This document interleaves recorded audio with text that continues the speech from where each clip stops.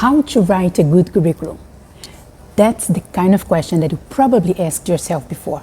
I have asked that myself many times, and from time to time I still do, to review what I have in my curriculum and to find ways, small details, small things that can be improved in order to sell me better as a candidate and give a better image to the person on the other side that's going to receive my curriculum and maybe, just maybe, contact me for a phone interview.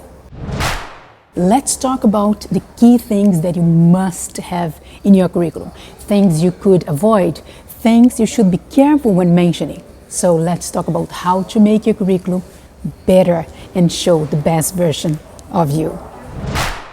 This is Career to Go, a YouTube channel designed to everybody that is looking for a better career, everybody that is trying to find a dream job, people that are struggling with job interviews, curriculum, LinkedIn profiles, salary negotiation, and all the things related to finding a job that makes you happy. That's so important, right? That we are happy, that we are motivated to wake up every day and go to work.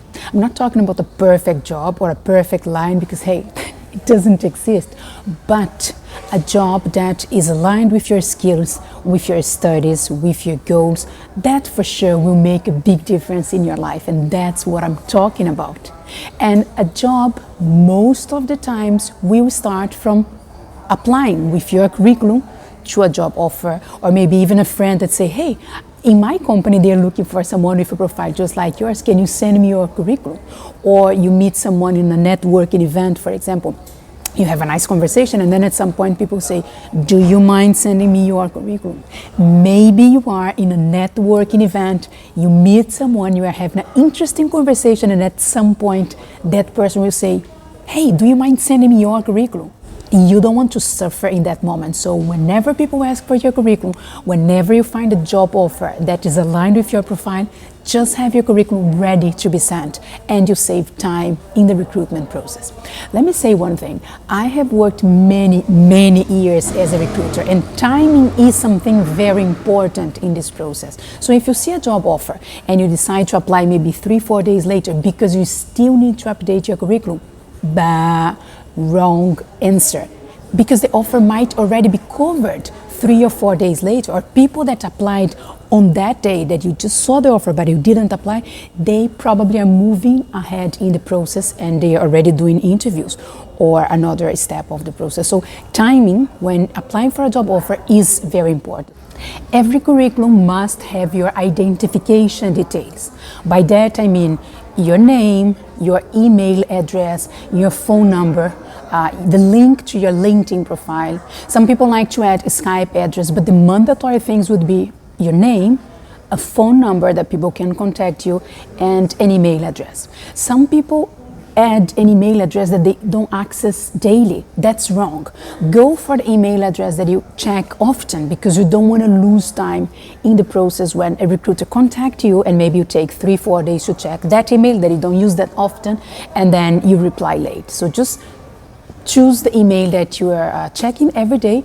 Make sure the phone number is updated. I know for different reasons we change our mobile number and sometimes we forget to update in the curriculum. So just make sure those two information are accurate, your phone number, your email address, because that's very basic, but trust me, I've seen curriculum that the email bounced back and the phone number is not working. So I had no way to contact the candidate. So contact details are very important to be there. Just make it very visible at the top of the curriculum so people easily know how to find you and where to find those details. Another important thing when writing your curriculum, be careful with sensitive information.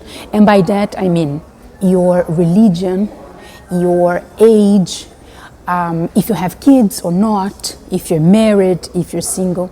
All those things, they are obviously part of your life and they are important for you. They are part of who you are. But I am not sure if they are the most relevant things to mention in your curriculum.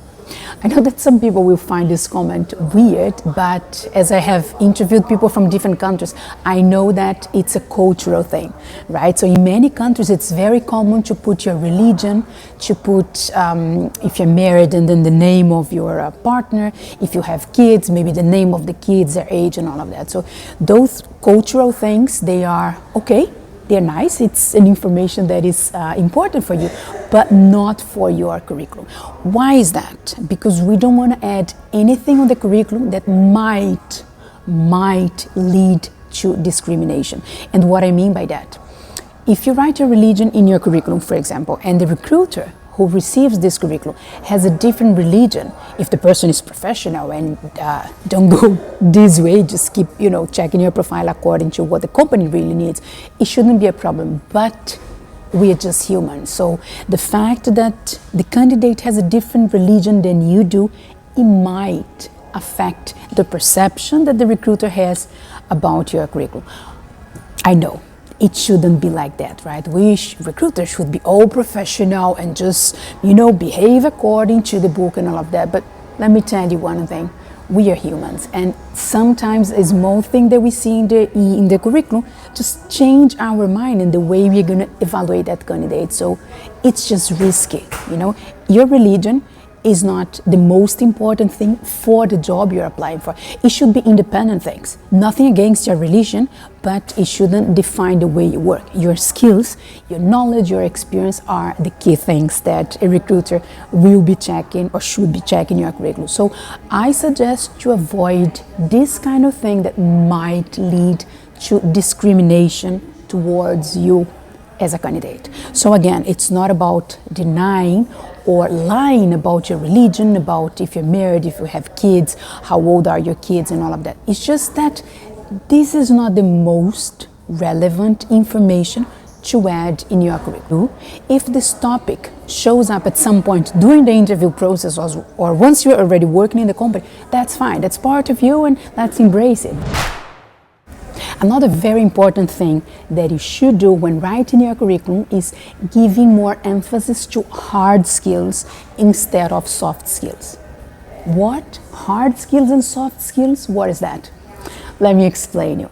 Hard skills are the things that you can measure easily, things that are more specific, more concrete. So for example, the language that you can speak, the software programs that you manage, the years of experience that you have, your studies, the abilities you have. So all those things you can measure, they are easy to identify. So make sure you mention your hard skills on your curriculum.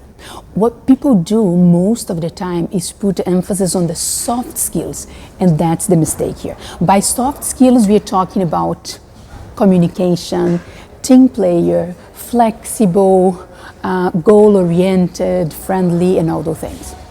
I mean, all those things are very important, and obviously the company will appreciate that in you. But it's very easy to say, I'm very good on this. Oh, I have great communication skills. Oh, I'm a team player. Yeah, everybody can say that, and a lot of people do that in the curriculum. So at the end of the day, the soft skills, they kind of lose a bit the power because everybody say they have good communication skills, they can manage the time well, they know how to work under pressure. So it's kind of empty information. My suggestion would be, instead of saying, I'm a good communicator, instead of that, delete this part of your curriculum and think about a specific example that you used your great communication skills and talk about it at the curriculum. Let's make it more like a storytelling, more like you giving real examples that happen to you instead of just say, I'm a great communicator, because that's empty. Anyone can say that and it doesn't mean anything, it doesn't prove anything. So if you are a great communicator, just find a way to show in the curriculum an example of a situation that you use your amazing communication skills. That's gonna add value to your curriculum. So forget about just making a list of 10 soft skills. I'm a good team player. I have great time management skills. I'm flexible. I know how to organize my agenda. I'm friendly with my colleagues, whatever. Forget about it. That doesn't really add value to you. That's empty information. And go for specific examples that confirms, that shows that you have the soft skills you're talking about. That's going to be interesting, and that's for sure is going to add value in your curriculum. Have you ever thought about this difference between soft skills and hard skills? How is your curriculum at the moment? Do you have a list of 10 or 5 soft skills? How are you going to do that now? Are you considering changing that part? At least think about it. From the recruiter's point of view, it really doesn't add much value. Another common thing that I see in a lot of curriculums, but they don't add a lot of value, is mention personal references on the curriculum. Let me explain that. It's common that further on the recruitment process, the company asks you for personal reference from previous jobs that you worked. So people that can confirm about your experience, the time you were in the company, how was your performance and all of that. That's normal. That probably will happen at some point, and normally at the end of the recruitment process when the company is between 2 or 3 candidates. So they want to get some external information about you, also to check if what you said is correct. So they might ask for reference. But a lot of people, they add the names, the emails, and all the contact details of their reference already in the curriculum. I have seen that many times, and I don't think it really adds values for a lot of reasons, and pay attention to that. In some countries, it's even illegal. In Europe, since May 2018, for example, a new data protection law, the GDPR, was established. So we can't just be sharing personal contact information in documents without the person authorizing that. So you should not, you can't, it's not legal that you add names and phone numbers and email address on your curriculum, because that person didn't authorize that to be added in the curriculum. So forget about it. Save that valuable time in your curriculum to add other information. I'm not saying about ignoring the reference. That's very important, and I'm super happy if you have that. Just keep that information for later on when the company asks for that. So you keep in a separate file, for example, in your email, and then at some point, if the company asks for a reference, you already have that. So in 5 minutes, you can send the email and send all that it takes. So keep that information if you have it, organize in a separate file, and whenever the company asks for reference, if they say, so can someone give reference about you? Can you put me in contact with your previous bosses? Is there anyone from your previous company that I could speak with?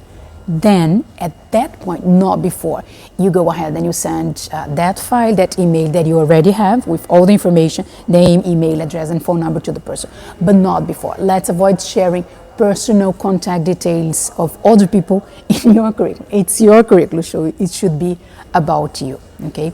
And another thing about the reference is that maybe you worked in that company 10 years ago, for example, and at the time you had a good relationship with your manager. He said, yeah, you can give my contact as a reference, but that was 10 years ago, and then you didn't speak to the person for 10 years. And suddenly, that happened to me. I called to one of the reference that the candidate gave me, and I asked, okay, so, hi, I'm Juliana, I work in this company, I'm interviewing Pedro, for example, for this position, and can you please confirm a few details about him? He gave me your contact as a reference. And then the person was like, who is Pedro? I don't remember that person. Like, sorry, what are you talking about? So that is a very complicated situation to manage. So if you add someone as a reference in your curriculum and you are in active job search, so just drop a friendly and short email to that person and say, hi, I am applying for some job offers and I put your contact details as a reference. So in case someone call you or send you an email, it's about that, just to avoid surprise. That's the thing. When we talk about CV, there is always the question about, shall I tell the truth or not? Can I change slightly the information to make it look better? Can I just add something that I didn't do at all just because that's going to make my curriculum look better? Or shall I stick to the truth in my curriculum? That's an important topic, and I think it's time to make a decision about it. So let's talk a bit. Let me share some examples, and you'll be able to make your own decision about it. As a recruiter, I know that some people lie in their curriculum. So let's be realistic here. I know that happened. I could identify it sometimes, and I'm sure that sometimes I was able to identify that when interviewing the candidate or screening the curriculum. But that's a very important information. If the recruiter or the hiring manager, anyone involved in the recruitment process, identify that you lied in your curriculum, I'm really sorry to say, but you probably will lose your job in that very moment.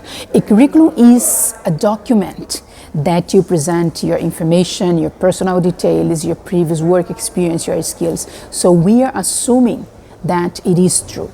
If we identify that it's not true, end of the story. That's it. Game is over. You're going to lose your job. It might even happen when you're already hired and you are working in the company, but then suddenly it comes up that what you said in your curriculum about your previous experience, about your skills, about the companies you worked for before are not true. You still can lose the job even if you were already hired. So that's very serious.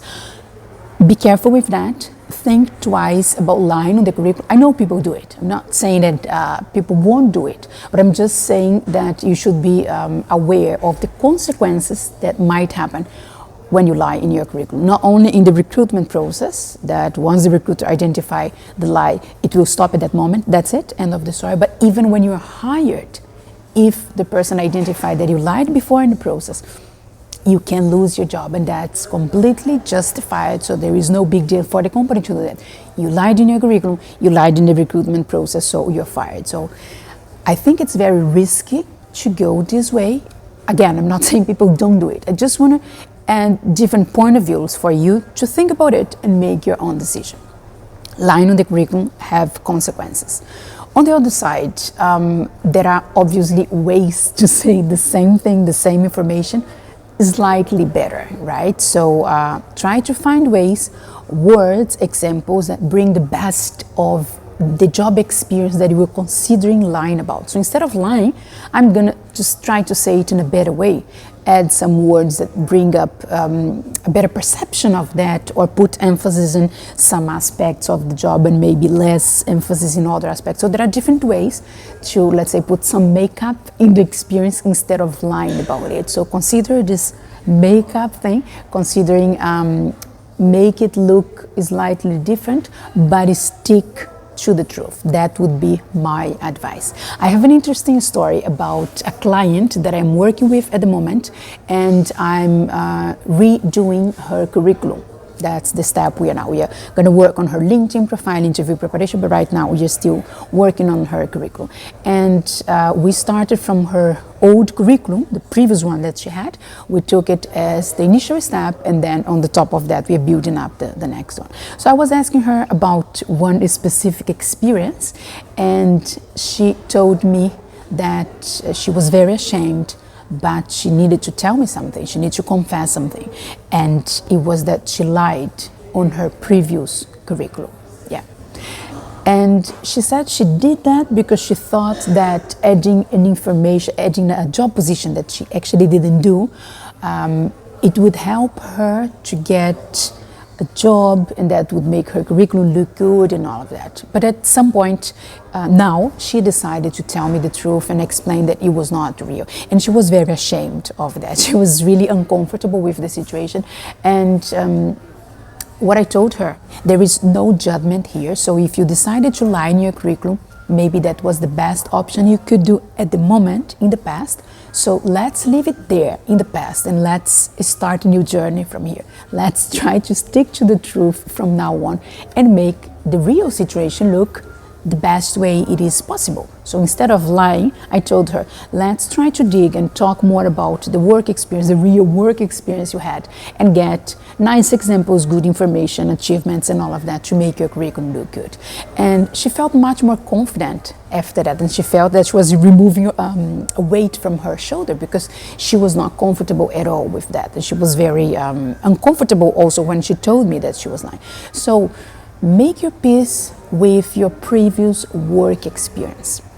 Yeah, that's important. I know that we are not proud of all the jobs that we had, all the companies that we work for, and that's normal, because we're just humans. So we progress and we go from better jobs from time to time, but sometimes we make wrong decisions. Sometimes people tell you that the job is going to be one way, but it ended up being in a different way. So it's okay to have something in your curriculum that you're not super proud and super happy about it. Which is your main question, your main doubt when you think about your curriculum? Are you happy with the curriculum you have at the moment? Is there any specific part you know you need to improve in your curriculum, but you don't know how? Please let me know in the comments below. Probably we'll need to do another video about curriculum because that's a topic that is full of information and possibilities. And obviously there is not only one way to do a good curriculum. So let me know if you like this topic, if you suggest a new video to be done about it. And again, click like, share that with your friends, and follow Career to Go channel because next week we have a new video just for you.